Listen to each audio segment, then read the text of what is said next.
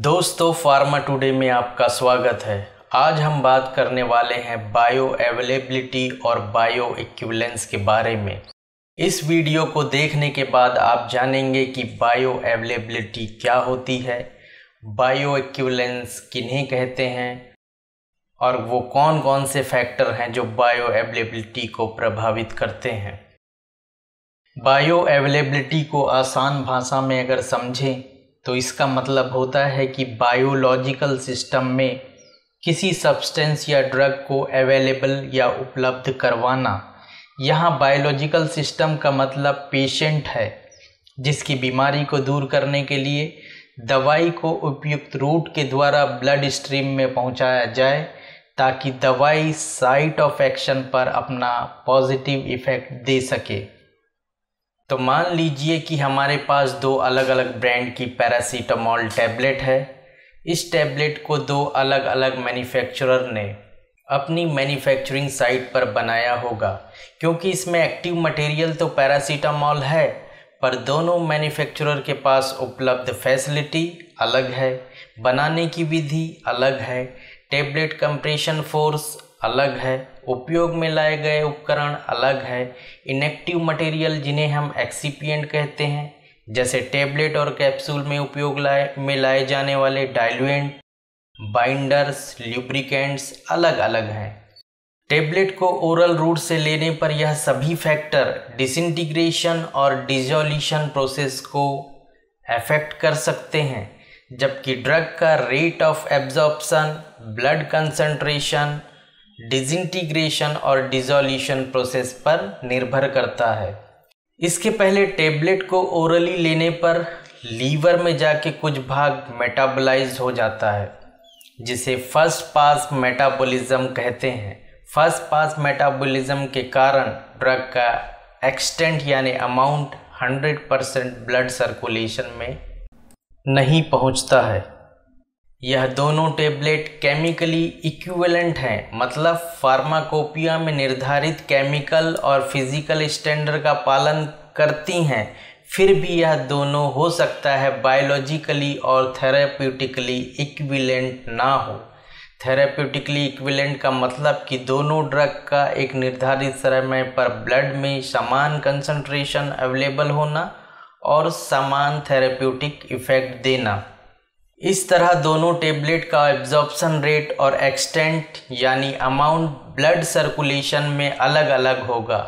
यहाँ रेट का मतलब दवाई किस तेजी या कितने समय में ब्लड में अवेलेबल हो पाती है। एक्सटेंट का मतलब दवाई की क्वांटिटी या ब्लड में उसके कंसंट्रेशन से है। अब हम यूएस एफडीए द्वारा बायो अवेलेबिलिटी की डेफिनेशन के बारे में बात करेंगे। तो यूएस एफडीए ने जो बायो अवेलेबिलिटी की डेफिनेशन दी है, उसके अनुसार bioavailability is defined as per US FDA as the rate at which and the extent to which the active concentration of drug is available at the desired site of action. इस definition के अनुसार कोई भी drug किस गति से या कितने समय और कितनी मात्रा में डिजायर्ड साइट ऑफ एक्शन पर एक्टिव कंसंट्रेशन में अवेलेबल हो रही है या उपलब्ध हो रही है।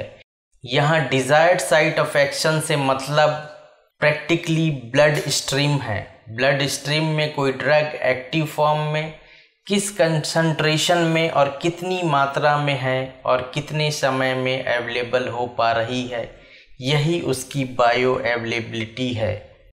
बायो अवेलेबिलिटी शब्द का उपयोग पहली बार 1968 में ऑस्ट्रेलिया में फेनिटोइन नामक दवाई की असामान्य टॉक्सिसिटी के लिए किया गया था।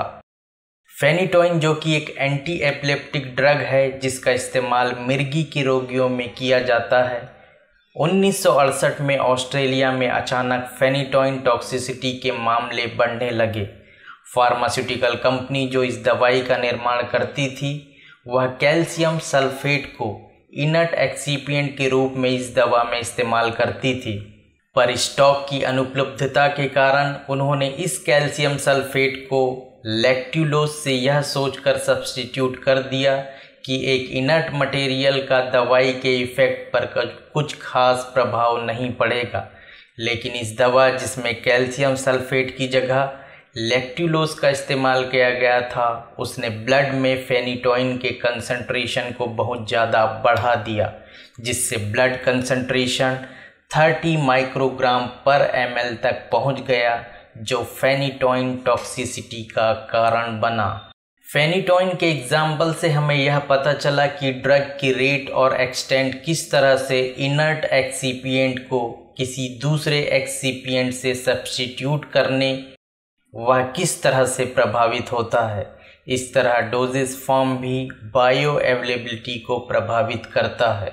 जैसे किसी दवाई को इंजेक्शन के द्वारा सीधे इंट्रावेनस दिया जाए तब यह 100% सीधे ब्लड स्ट्रीम में पहुंच जाती है, मतलब आईवी रूट से दवा देने पर इसकी बायो अवेलेबिलिटी 100% होती है, जबकि टेबलेट या कैप्सूल या कोई अन्य ओरल रूट से दी जाने वाली दवाइयाँ सीधे ब्लड स्ट्रीम में नहीं जाती हैं। मान लीजिए कि ओरल रूट से दी जाने वाली दवाइयों को टेबलेट के फॉर्म में किसी पेशेंट को एडमिनिस्ट्रेट किया गया है। इस टेबलेट को ब्लड स्ट्रीम में पहुंचने के लिए पहले छोटे छोटे पार्टिकलों में डिसइंटीग्रेट होना पड़ेगा। डिसइंटीग्रेट होने के बाद यह गैस्ट्रोइंटेस्टाइनल में पाए जाने वाले फ्लूइड में डिसॉल्व होगा। डिसइंटीग्रेट और डिसोल्यूशन दवाइयों के एब्जॉर्प्शन को प्रभावित करते हैं, मतलब यह है कि एब्जॉर्प्शन के रेट को प्रभावित करते हैं। अगर यह टेबलेट जल्दी डिसइंटीग्रेट और डिसॉल्व हो जाती है तो इसका एब्जॉर्प्शन रेट बढ़ जाएगा, और अगर यह लेट डिसइंटीग्रेट होती है तो उसका एब्जॉर्प्शन रेट कम हो जाएगा, जो सीधे बायो अवेलेबिलिटी को प्रभावित करेगा। लेकिन वह कौन से फैक्टर है जो डिसोल्यूशन और डिसइंटीग्रेशन को घटा और बढ़ा सकते हैं? तो यह निर्भर करते हैं टेबलेट में उपलब्ध ड्रग और एक्सिपिएंट के फिजियोकेमिकल फैक्टर पर, जैसे solubility, particle size, crystal form और अन्य फिजिकल प्रॉपर्टीज़। इन सब बातों से पता चला कि टेबलेट के एब्जॉर्प्शन को डिसइंटीग्रेशन और डिसोल्यूशन किस तरह प्रभावित करते हैं, जिससे ड्रग एब्जॉर्प्शन ब्लड स्ट्रीम में घटता या बढ़ता है, जिसका मतलब रेट ऑफ एब्जॉर्प्शन घटता या बढ़ता है। अब बात करते हैं एक्सटेंट या अमाउंट की। एब्जॉर्प्शन के बाद यह मेडिसिन का कुछ भाग लीवर में जाता है, जिससे उसका फर्स्ट पास मेटाबॉलिज्म हो जाता है, जिससे उस ड्रग का कुछ भाग इनएक्टिव हो जाता है। अन्य कारणों में प्लाज्मा प्रोटीन बाइंडिंग के कारण भी ड्रग का एक्टिव कंसंट्रेशन कम हो जाता है।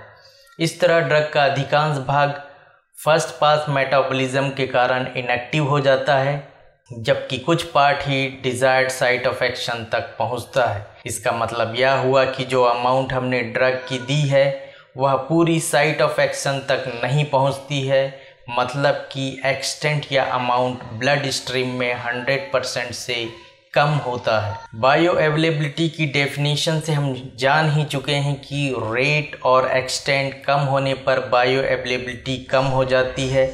सिर्फ मेडिसिन को इंट्रावेनस देने पर ही उसकी बायो अवेलेबिलिटी 100% होती है, लेकिन ओरल डोजेस फॉर्म से दवाइयों को देने पर उसकी बायो अवेलेबिलिटी 100% नहीं होती है। अब हम समझते हैं कि बायो अवेलेबिलिटी का क्वांटिटेटिव एवोल्यूशन कैसे कर सकते हैं। तो इसके लिए किसी दवाई के ओरल डोजेस फॉर्म को एडमिनिस्ट्रेट करने पर प्राप्त हुए AUC का उसी दवाई को IV रूट से प्राप्त हुए AUC से तुलना कर प्राप्त किया जा सकता है। इसको फार्मूला के रूप में इस तरह से प्रदर्शित किया जा सकता है कि बायो अवेलेबिलिटी परसेंटेज में is equal to AUC oral drug का divided by AUC IV drug का इनटू 100। यहाँ AUC का मतलब है एरिया अंडर कर्व, जिसके बारे में आगे हम समझेंगे।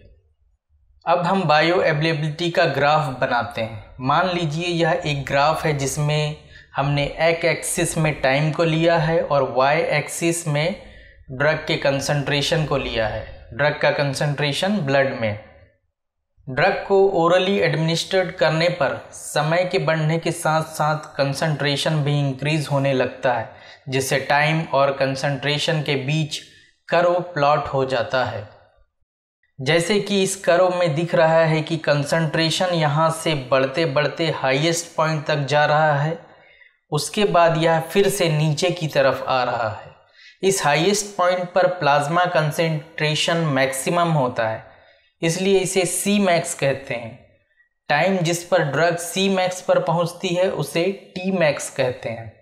प्लाज्मा कंसंट्रेशन पर यहाँ पर देखिए दो लेवल सेट हैं। पहला MEC मतलब मिनिमम इफेक्टिव कंसंट्रेशन, दूसरा MSC मतलब maximum safe concentration. Minimum effective concentration वह लाइन है, वह स्टेज है जिसके नीचे अगर ड्रग का कंसंट्रेशन रहता है तो वह ड्रग किसी तरह का इफेक्ट शो नहीं करेगी, जबकि उसके लेवल पर आकर ड्रग का मिनिमम इफेक्ट नज़र आएगा। मैक्सिमम सेफ कंसंट्रेशन ड्रग के कंसंट्रेशन की वह स्टेज है जहां तक दवाई को सेफ तरीके से इस्तेमाल किया जा सकता है।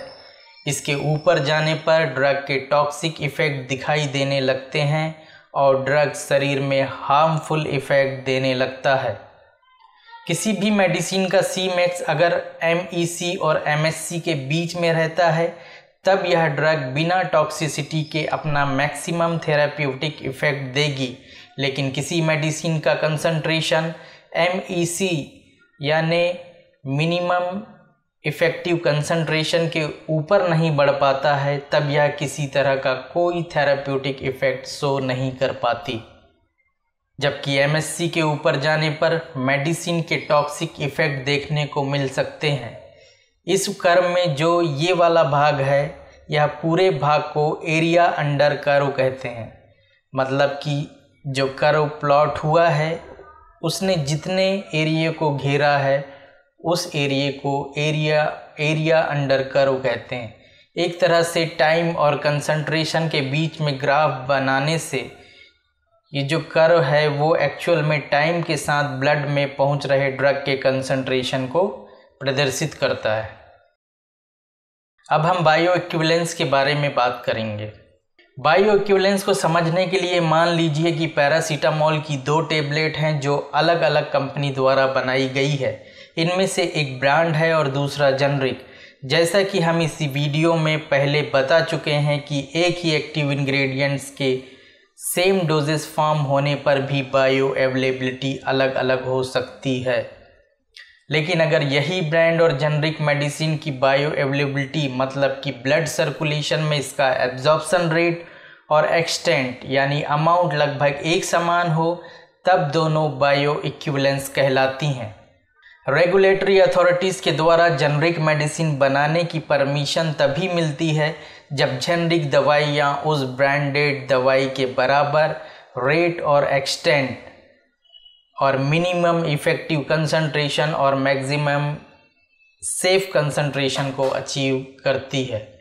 बायो इक्विवेलेंस स्टडी का इम्पोर्टेंट इसलिए भी है कि सभी ब्रांडेड और जेनरिक दवाइयाँ एक ही तरह का रेट और एक्सटेंट या बायो अवेलेबिलिटी शो करें ताकि पेशेंट द्वारा अलग अलग ब्रांड और जेनरिक दवाई का इस्तेमाल करने पर सेम इफ़ेक्ट बना रहे और कम से कम साइड इफ़ेक्ट और मेडिसिन की टॉक्सिसिटी को रोका जा सके।